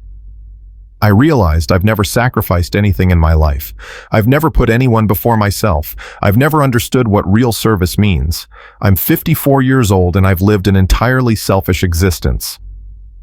Donald pulled out a chair and sat. His legs couldn't hold him anymore. "Do you know what haunts me?" Harrison asked. "It's not the media. It's not losing my job. It's not even the investigation. It's knowing that I tried to make you break a promise to dead men. I tried to make you dishonor their sacrifice. And I did it casually, like it was nothing, like they were nothing." "They weren't nothing," Donald said, and his voice was hard. "They were everything. They were boys who gave up their futures so people like you could sit in courtrooms and judge others. They died terrified and in pain and far from home. And the only thing that makes their deaths bearable is knowing someone remembers, someone carries them forward, someone keeps the promise." Harrison was crying now. I know that now. And I'm sorry. God, I'm so sorry." "Sorry doesn't fix it." "No, it doesn't. Nothing fixes it. But Mr. Shepard, Donald, I'm asking you for a chance. Not forgiveness. I don't deserve forgiveness. But a chance to learn. A chance to be better. A chance to understand what honor really means." Donald looked at this broken man across the table, this judge who'd lost everything because he forgot that authority requires humility. And Donald thought about choices, about Firebase Charlie, about staying when every instinct said run, about being the kind of man the promise demanded. "Tell me about your father," Donald said suddenly. Harrison looked up confused. "What?" "Your father. Tell me about him." I don't understand." "Just tell me." Harrison wiped his eyes. "He was a businessman, successful, demanding. He had very high standards." "Did he serve?" "No. Medical deferment. Flat feet." Did you ever want to serve? Harrison was quiet for a long moment. When I was 18, I thought about joining the Marines. I wanted to prove I was brave, that I was tough. But my father, he told me I was too smart for the military, that I should go to college, then law school, that I could serve my country better as a judge than as a soldier. Do you believe that? I used to. Harrison's voice was barely a whisper. Now I don't know what I believe. Donald leaned forward. Here's what I believe. I believe you made a terrible mistake. I believe you hurt me deeply. But I also believe that people can change. That mistakes can teach us. That broken things can be mended if we're willing to do the work. Hope flickered in Harrison's eyes. Does that mean? It means I'm not going to destroy you. I'm not going to call for your head. But I'm also not giving you a free pass. You want redemption. You earn it. You spend the rest of your life learning what service means. You volunteer. You help veterans. You become the kind of man who understands that authority is a privilege, not a right. You understand? Yes. Yes, I understand. And you never disrespect another veteran as long as you live. You see a man or woman in uniform, you thank them. You see a medal, you honor it. You understand what those symbols mean, the sacrifice they represent. I will. I swear I will. Donald stood. I'm going to tell you something that might be hard to hear. You say you've never sacrificed anything, that you've lived a selfish life. Well, it's not too late to change that. You've lost your career, your reputation, but you're still alive. You still have time. Use it. Make the rest of your life mean something. Harrison stood too. How do I do that? Start small. Visit a VA hospital. Listen to veterans' stories. Learn their names. Carry their memories. Make yourself smaller so you can see how big their sacrifice was. Will you help me? Donald was silent for a long moment. Could he do that? Could he mentor the man who'd insulted him? The answer came from somewhere deep, from the part of him that had stayed at Firebase Charlie, that had held the line, that had kept the promise for 57 years. Maybe, Donald said. Let me think about it. It wasn't forgiveness, not yet. But it was something. A door left open. A path forward. Harrison extended his hand. Donald looked at it. The hand of the enemy. The man who'd called the promise a bauble. Then he thought about Jimmy DeMarco, who used to say, Sarge, if we can't forgive, what are we fighting for? Donald shook Harrison's hand. Thank you, Harrison said. You're a better man than I am. No, Donald said. I'm just a man trying to keep a promise. That's all I've ever been. They walked out of the conference room together. Karen Harrison was waiting in the hall. When she saw them alive, unbloodied, almost peaceful, she started crying.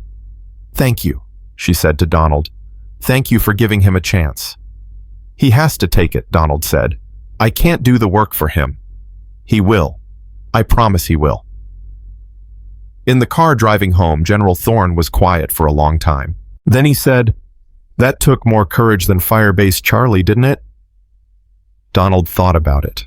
About how easy it was to fight an enemy with a gun, how hard it was to show mercy to an enemy without one. Different kind of courage, he said finally. Same kind of cost. When Donald got home, Sarah was waiting with news. Dad, you're not going to believe this. Congress is fast-tracking the Shepard Act. Bipartisan support. It'll be law within a month. What does it do? It protects Medal of Honor recipients from discrimination in any government proceeding, courtrooms, DMV, anywhere, and it mandates sensitivity training for all judges regarding military honors. Donald sat down heavily. They're naming it after me. After what you did. After what you stood for. Dad, you changed the system. You protected every veteran who comes after you. The weight of it settled on Donald's shoulders. Another kind of weight. Not guilt this time. Responsibility. What if I'd handled it differently, he asked. What if I'd just taken off the medal like he asked? But you didn't. You stood your ground. You kept the promise. And now thousands of veterans will benefit from your courage. Donald's phone buzzed. Text from an unknown number. Sergeant Shepard. This is Major Lisa Chen, Bobby Chen's daughter. My mother told me you two spoke. I'm coming to town next week for a conference. Can I take you to dinner? I'd love to hear stories about my father. Donald stared at the message. Bobby's daughter. The baby girl he'd never met. Now a major in the army. He typed back, I would be honored. Another buzz. This time from General Thorne. Secretary of Defense wants to meet you. Washington, D.C. Next month. Can you make it? Yes. Another buzz. A news alert. Judge Marcus Harrison announces resignation. In statement, he apologizes to Donald Shepard and all veterans. Plans to dedicate his life to veterans advocacy. Sarah read it over his shoulder. He actually resigned. He did the right thing. Are you okay with that? With him getting a second chance? Donald thought about Jimmy and Bear and Bobby. About the men who never got second chances. Who never got to come home and make mistakes and learn and grow. Yeah, he said. I'm okay with it. Because hating him doesn't honor them. Forgiving him does. Giving him a chance to be better. That's what they died for. Freedom. Second chances. Hope. That night, Donald sat in his bedroom with the box of letters, the ones he'd never sent. He pulled out the letter to Jimmy DeMarco's mother, read it, then folded it carefully and put it in an envelope. He was going to send them, all of them, every letter he'd written over the years, every apology, every expression of grief and guilt and love, because the families deserved to know, deserved to understand that their sons and husbands and fathers had mattered, that someone remembered, that the promise had been kept. Sarah knocked on the door. Dad, there's someone here to see you. Who? Come see. Donald went downstairs and found a young man in an Air Force uniform standing in his living room. Airman First Class David Chen, the kid who'd sent the text that brought General Thorne running. Mr. Shepard, David stood at attention. I hope it's okay that I came. Of course. At ease, son. David relaxed slightly. I wanted to thank you, sir, for what you did. Not just in the courtroom, but after. The way you handled Judge Harrison. The way you showed mercy. That was real leadership, sir. I just did what felt right. That's what leaders do. David's voice was earnest. I've been in the Air Force for 3 years and I've seen a lot of officers. But yesterday watching you stand your ground and then today hearing you met with the judge that taught me more about honor than 3 years of training. Donald felt emotion well up in his throat. Thank you. That means a lot. General Thorne told me you're the kind of man the military needs more of. And after seeing you in action, I agree. You're why I joined. You're why I serve. To protect people like you, to honor sacrifices like yours. After David left, Donald stood in his living room and felt something shift inside him. For 57 years, he'd carried the guilt of surviving, the weight of the promise, the burden of memory. But maybe, just maybe, it wasn't just a burden. Maybe it was also a gift. The gift of being able to pass on the lesson, to show younger generations what honor looked like, what sacrifice meant, what it cost and why it mattered. Maybe surviving wasn't something to feel guilty about. Maybe it was something to use, to make the deaths mean something, to ensure the promise lived beyond him. Donald touched the metal and felt the weight of it differently now. Not just grief, but purpose. I'm still keeping the promise, he whispered. But maybe it's bigger than I thought. Maybe it's not just about remembering you. Maybe it's about teaching others to remember, about passing on the lesson, about making sure your sacrifice echoes forward into the future. And for the first time in 57 years, Donald Shepard felt something that had eluded him since Firebase Charlie. Not just peace, but hope. Hope that the deaths hadn't been meaningless. Hope that the promise would outlive him. Hope that honor still meant something in America. And that maybe, just maybe, his survival had been for a reason. To stand in that courtroom. To refuse to back down. To show one broken judge what redemption looked like. to teach one young airman what leadership meant, to inspire a nation to remember. The weight of the medal felt right now. Not too heavy, not too light, just right. Because Donald Shepard had finally understood the truth. The promise wasn't his alone to keep.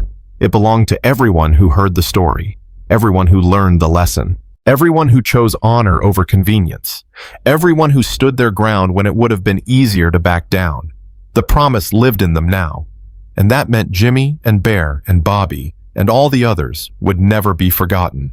Not while Donald lived, and not after he died, because the story would continue, the promise would be passed on, and honor would endure. 1 week later, Donald stood in front of his bathroom mirror at 5 a.m. and stared at his reflection. The same face he'd seen for 84 years, the same eyes that had witnessed Firebase Charlie. But something was different now. The weight was lighter, not gone. It would never be gone, but manageable. His phone buzzed. Text from Major Lisa Chen. Arriving at 6 p.m., still good for dinner? Yes, looking forward to it. Bobby Chen's daughter. Tonight he'd sit across from her and tell her about her father, about how Bobby could fix anything with a wrench and a prayer, about how he'd saved Donald's life during an ambush in '67, about how he died with Donald's name on his lips. The doorbell rang at 8 a.m. Donald wasn't expecting anyone.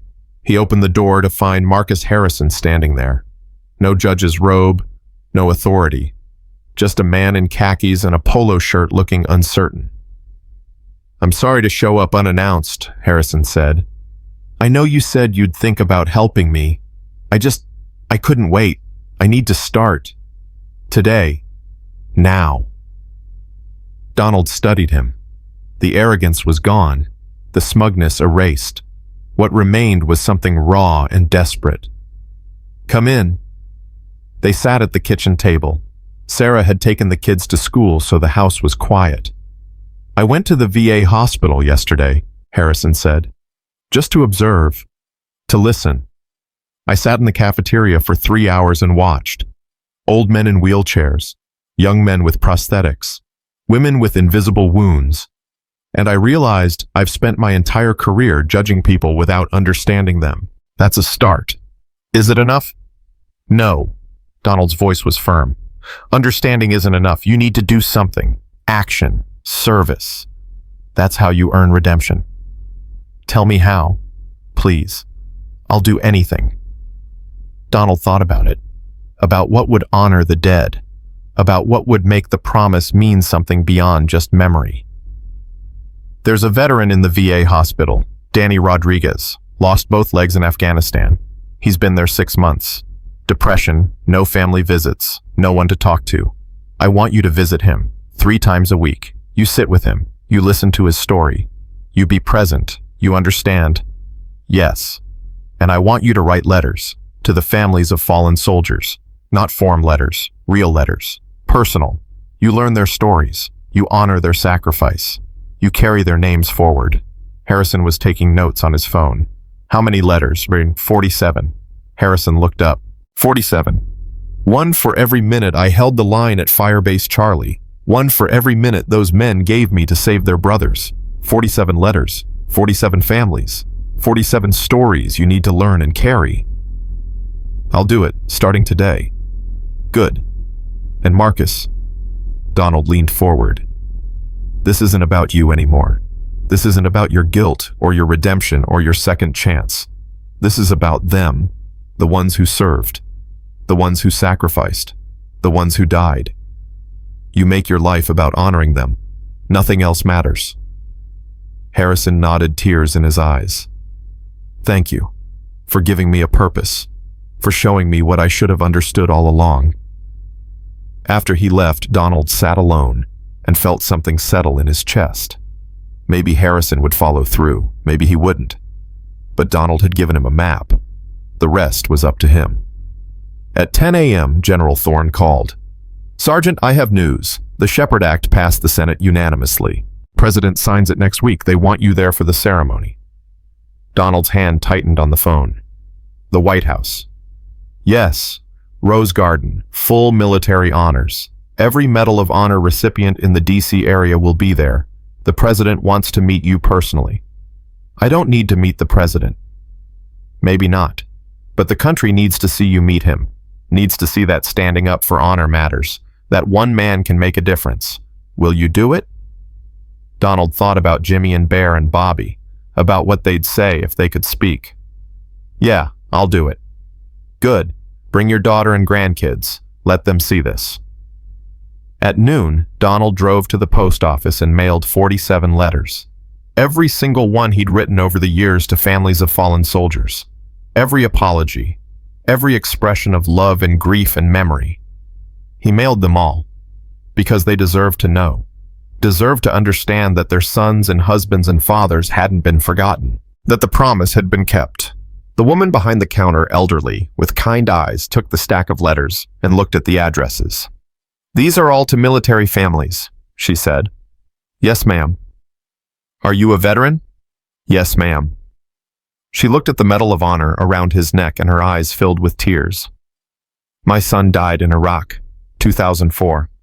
I got a letter from his sergeant, just like these. It meant everything to me. Everything. Thank you for doing this.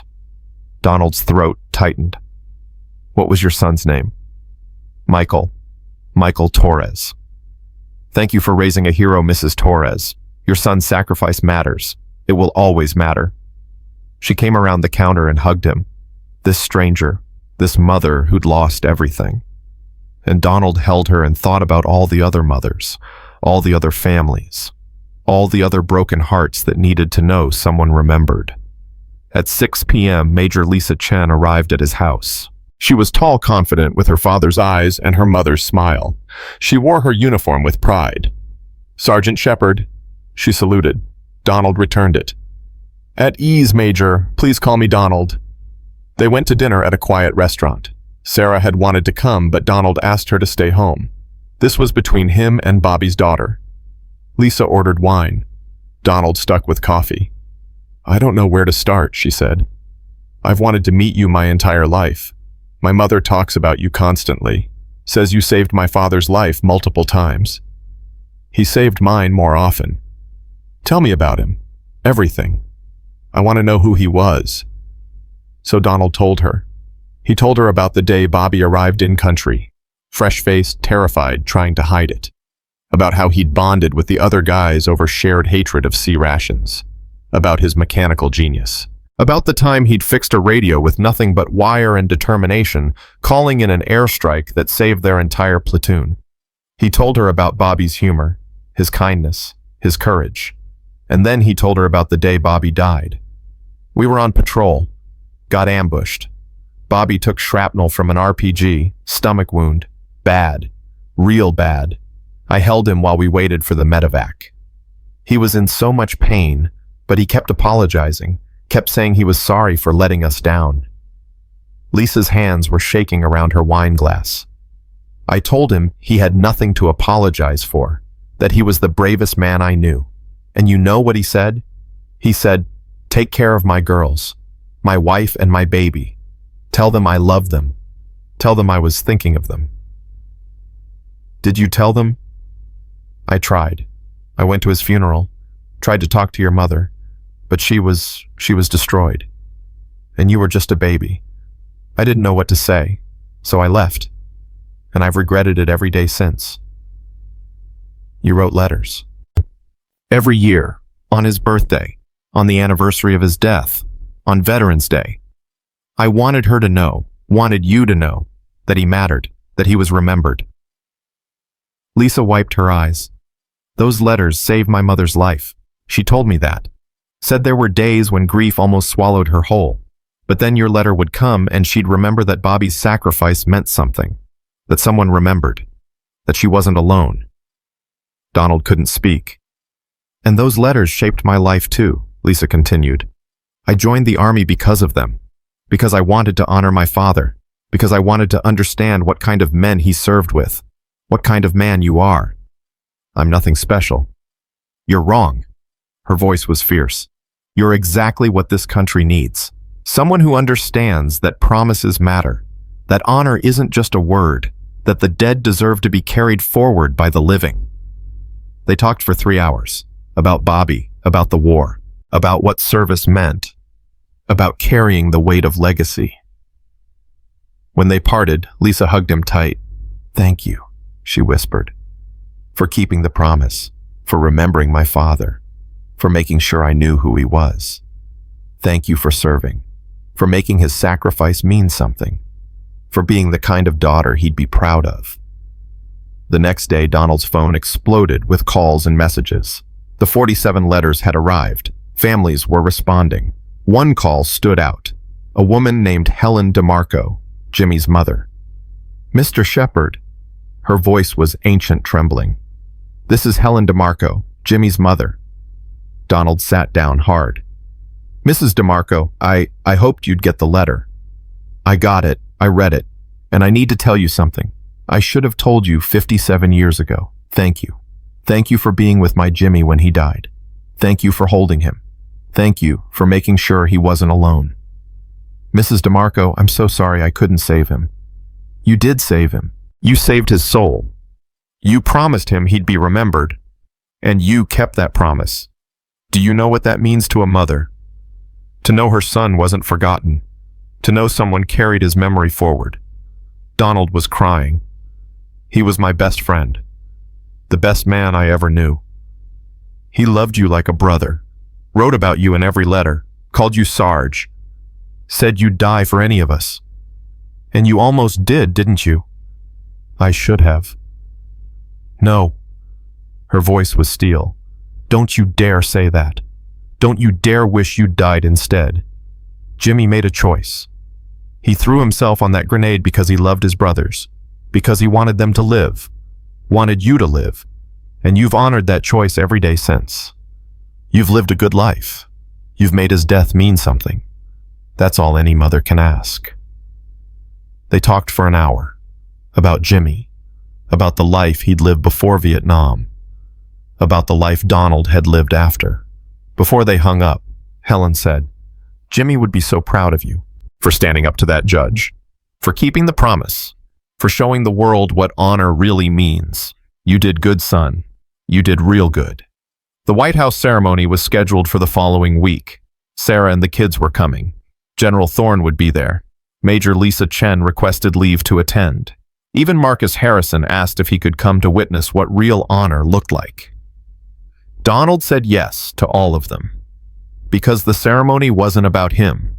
It was about all of them, about everyone who'd been touched by the promise, about everyone who understood that sacrifice demanded remembrance. The night before the trip to Washington, Donald couldn't sleep. He stood in his backyard at midnight and looked up at the stars.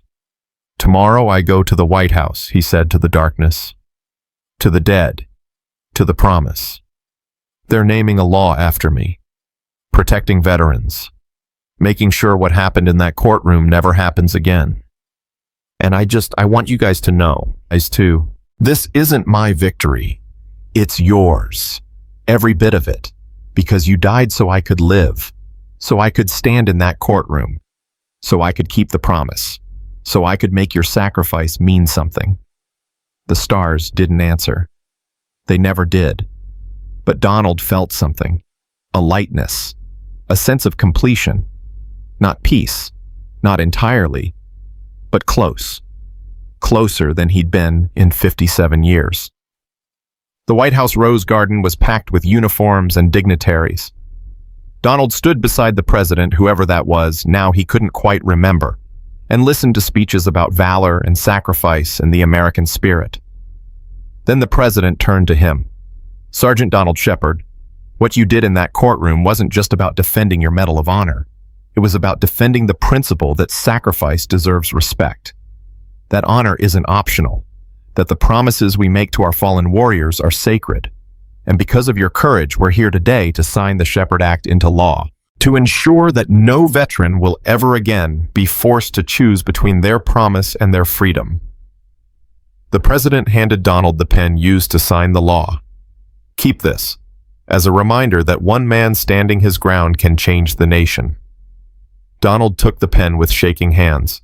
The crowd erupted in applause. Every Medal of Honor recipient present saluted. The Joint Chiefs stood at attention. Sarah was crying. Emma and Jack were wide-eyed with wonder, and Donald stood there holding a pen and thinking about Firebase Charlie, about 47 minutes that changed everything, about 12 men who lived because he stayed, about the ones who died so others could live. After the ceremony, families approached him, widows, children, siblings of fallen soldiers, each one thanking him, each one sharing a story, each one proving that the promise had mattered. One young man, maybe 25, approached with tears streaming down his face. "Mr. Shepherd, you don't know me, but you knew my grandfather, Thomas Wellington. Everyone called him Bear." Donald's heart stopped. "Bear was your grandfather?" "Yes, sir. He died before my father was born. But Dad grew up with your letters, with your stories, and he raised me on them. Raised me to understand what sacrifice means, what honor costs. And when I saw what happened in that courtroom, when I saw you refuse to back down, I thought, that's what Grandpa Bear died for. That's what makes it worth it." Donald hugged this stranger, this boy carrying Bear Wellington's blood and legacy. "Your grandfather was the toughest man I ever met, and the kindest. Tell your father, tell him Bear died saving me. Tell him I think about him every single day. Tell him the promise was kept." "I will. Thank you, sir, for everything." The flight home was quiet. Donald sat between Sarah and the window and watched clouds pass below. "You okay, Dad?" Sarah asked. "Yeah, I think I am." "You did it. You changed the system. You protected veterans. You honored Mom's memory and the memory of everyone you served with. You kept the promise." Donald touched the metal. The weight of it felt different now, lighter somehow. Not because the memories had faded, but because he'd finally accepted that surviving wasn't a crime, that living was how you honored the dead, that the promise wasn't a burden. It was a gift. A week after returning home, Donald received a package, no return address. Inside was a letter from Marcus Harrison. "Dear Donald, I visited Danny Rodriguez 12 times now. At first he wouldn't talk to me, didn't trust me, but yesterday he told me about losing his legs, about feeling like his sacrifice didn't matter, about wondering if anyone back home even cared. I told him about you, about the courtroom, about learning what honor really means." And something changed in his eyes. He said, "If that old sergeant can keep fighting, so can I." You saved him, Donald. Just like you saved those men at Firebase Charlie. Just like you saved me. Not with guns or medals or laws. With your example. With your refusal to give up on the promise. I've also written 23 letters so far. To families of fallen soldiers, learning their stories, carrying their names. And with each letter I understand more clearly what I did in that courtroom. I didn't just insult you. I insulted them. Every single one. I can never fully make this right. But I'll spend the rest of my life trying. Thank you for showing me the way." Marcus Donald folded the letter carefully and added it to his box of memories. Redemption was possible, even for judges who forgot what authority required, even for men who'd lost their way. That night at dinner, Emma asked, "Grandpa, when you die, will people remember you?" Sarah gasped. "Emma," but Donald smiled. "It's okay." He looked at his granddaughter. "I don't know, sweetheart, but I hope when I die, people remember the men I served with. I hope they remember Jimmy and Bear and Bobby and all the others, because they're the real heroes. I just kept the promise." "I'll remember them," Emma said seriously. "I'll tell my kids about them, and they'll tell their kids, so they'll never be forgotten." And Donald Shepherd, 84 years old and tired in his bones, finally understood. The promise would outlive him, would be carried forward by his daughter, his grandchildren, their children, by Major Lisa Chen and her future family, by Marcus Harrison and the veterans he'd learned to serve, by every person who heard the story and chose to remember. The promise was eternal now, not because of one old sergeant, but because of everyone who chose to carry it forward. That night, Donald slept without nightmares for the first time in 57 years. He dreamed of Firebase Charlie. But this time, it was different. This time, when the smoke cleared and the shooting stopped, Jimmy and Bear and Bobby were waiting for him. "You did good, Sarge," Jimmy said, grinning. "You kept the promise." "I tried." "You did more than try," Bear said. "You made our deaths mean something. You made sure we mattered. You always mattered." "We know," Bobby said, "because you never let us be forgotten.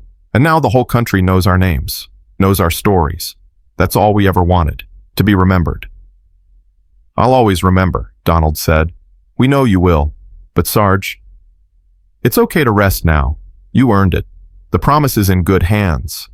Lisa will carry Dad's name. Harrison will carry the lesson. Your grandkids will carry the story. It's okay to let go." Donald woke with tears on his face. But they weren't tears of grief. They were tears of release. He got up and went to his desk and wrote one final letter. Not to a fallen soldier's family, but to his own daughter. "Dear Sarah, when I'm gone, the medal is yours. Not to wear, not to display, but to remember, to hold when you need to understand what your old dad stood for, what he believed in, what he died protecting long before his body gave out. Tell Emma and Jack about Firebase Charlie, about the promise, about the men who died so people like us could be free. Make sure they understand that honor isn't optional, that sacrifice demands remembrance, that promises must be kept. And tell them their grandfather loved them more than life itself, that every day he lived was a gift he never took for granted, that he tried God, he tried to be worthy of the men who died in his place. I love you, sweetheart. Thank you for being Margaret's daughter, for having her fire and her compassion, for understanding what the promise meant. Keep it alive. Keep them alive. That's all I ask. Love, Dad." He sealed the letter and put it in his desk drawer where Sarah would find it someday. Then Donald Shepard, Medal of Honor, recipient, keeper of promises, defender of the sacred, went to the kitchen and made coffee and watched the sun come up one more time. And he finally knew that he'd done enough. The promise had been kept. The dead had been honored. The lesson had been passed on. And honor, real honor, the kind that cost everything, would endure.